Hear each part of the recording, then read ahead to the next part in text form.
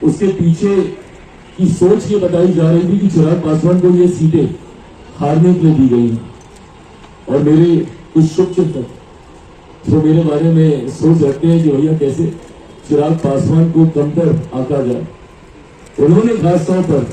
ये narrative set करना शुरू किया कि 2020 में चिराग पासवान ने खेल किया था जदयू के साथ और 2025 में ये खेल जदयू ने कर दिया चिराग पासवान के साथ, ऐसी सीटें थमाकर जिसमें 100% स्ट्राइक रेट का झुंझुना बजाने वाला लड़का इसमें तो कम से कम प्रदर्शन अपना अच्छा नहीं कर पाएगा। और थ्रू आउट द इलेक्शन, पूरे चुनाव प्रचार के दौरान ये नैरेटिव सेट करने का प्रयास किया गया कि जदयू और लोजपा में दरारें हैं, ये दरारें भरी नहीं गई हैं, अब चिराग पासवान से बदला लेने का समय आ गया। और अब चिराग अगर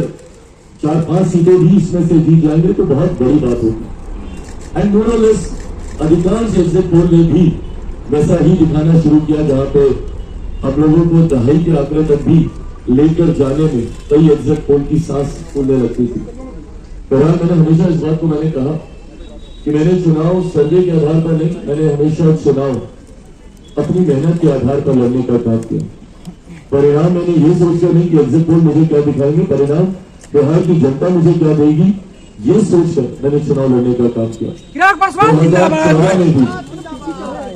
2014 में भी मात्र एग्जिट पोल, जब हम लोग 7 सीटें लड़े और 6 सीटें थे तो एग्जिट पोल मात्र 2 सीटें दिखा रहा था। और कुछ जगह तो ये कह के दिखाई जा रही थी कि बस बाप बेटा ही, ये वर्ड इस्तेमाल किया गया था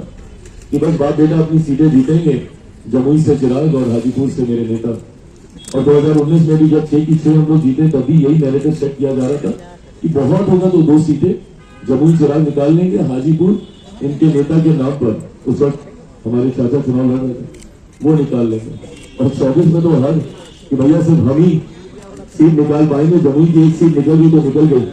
बाकी इनके जितने प्रत्याशी हैं उनमें से कोई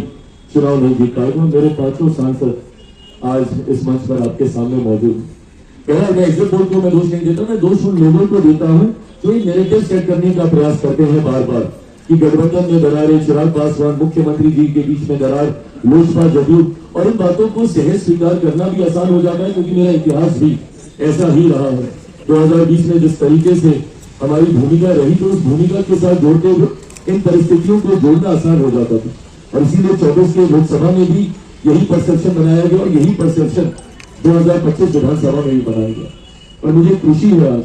कि जिस तरीके से तमाम बातों को ध्वस्त करते हुए एनडीए का प्रदर्शन रहा और जिस तरीके से विपक्ष के तमाम नेताओं की बातें, उनका भ्रम फैलाना, उनका फॉल्स नैरेटिव सेट करना सिर्फ बातें बनकर रह गया,